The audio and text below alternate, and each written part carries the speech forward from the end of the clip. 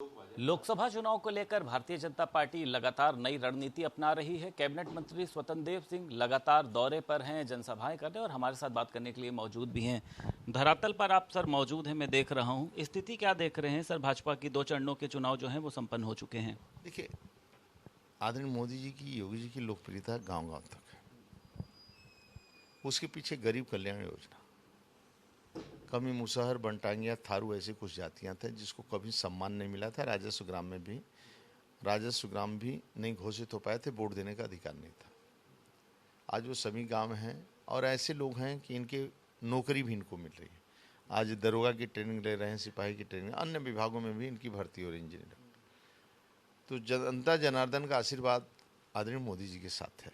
ऐसे करोड़ों लोगों का अपना पक्का मकान नहीं था, गैस का कनेक्शन नहीं था, बैंक का अकाउंट नहीं था।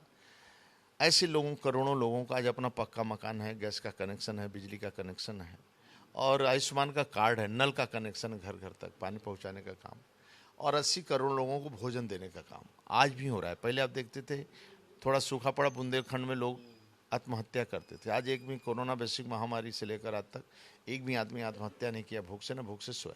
तो मोदी जी सभी का अन्न वितरण करने का काम, बाकी सेवा करने का काम आदरणीय मोदी जी कर रहे हैं। आप कभी नहीं देखे होंगे कि देश का प्रधानमंत्री स्वच्छता कर्मी का पैर धोए, और काशी विश्वनाथ के कॉरिडोर में काम करने वाले जो कोरोना से नहीं डरे, काम करते रहे, उनके साथ बैठकर भोजन किया आदरणीय प्रधानमंत्री। तो भारतीय जनता पार्टी के प्रति लोगों का विश्वास है और एक तरह का हम सबका भी जनता के प्रति श्रद्धा है। उनकी सेवा करना ही जीवन का लक्ष्य है, इसलिए जनता जनार्दन का आशीर्वाद मोदी जी के साथ है। सर, जिस तरीके से आप लोगों पर हमलावर है, एक संविधान बदलने की सर बात है, इसको अब क्या लगता है आपको? एक राजनीति है, हकीकत है, या फिर ये एक सिर्फ मुद्दा है? देखिए, पूज्य बाबा भीमराव अम्बेडकर को किसने नकारा? सपा बसपा कांग्रेस ने।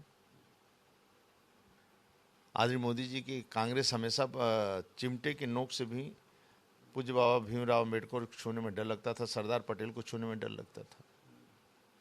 लेकिन आदरणीय मोदी जी के आने के बाद पंचतीर्थ किसने घोषित किया? बाबा साहब को। और पूज्य बाबा भीमराव अम्बेडकर पूरी दुनिया में, संयुक्त राष्ट्र में, संघ में ले जाकर विश्व में जयंती मनवाने का काम किया। और दलितों के लिए आज गरीब, पक्का मकान किसका है? प्रधानमंत्री आवास किसका है? शौचालय किसका? आयुष्मान का कार्ड किसका है?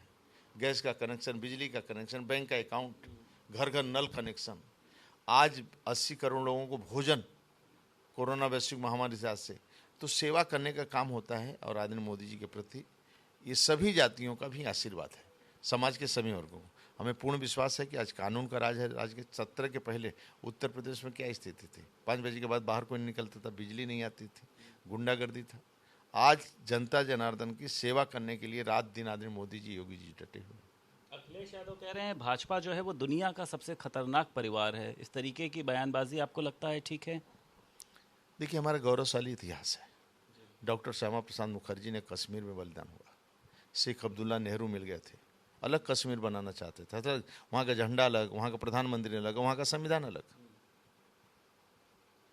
तो संविधान सपा बसपा कांग्रेस वाले चेंज करते हैं।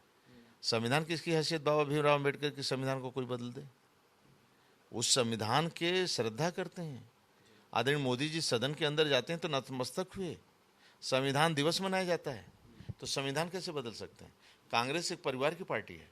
हम लोग, हमारे गौरवशाली इतिहास है। डॉक्टर श्यामा प्रसाद मुखर्जी, पंडित दीनदयाल उपाध्याय, देश के गौरव अटल बिहारी, न अपना मकान,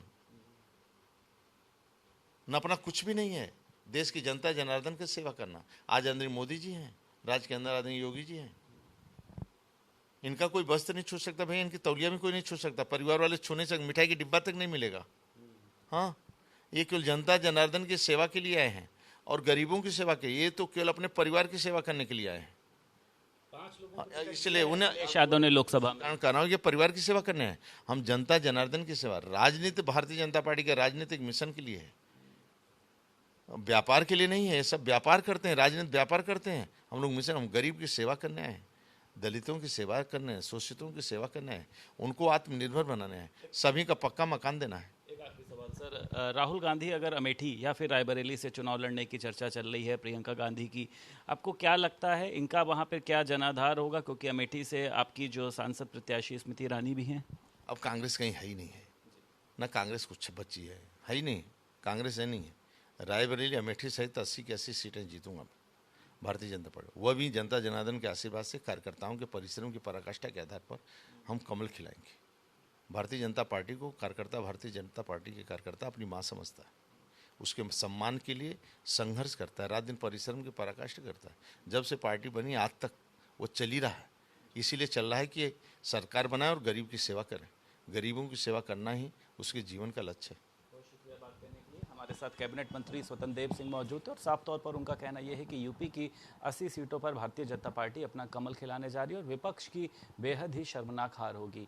लखनऊ से वीडियो जर्नलिस्ट रोहित गुप्ता के साथ संदीप खेर, भारत समाचार।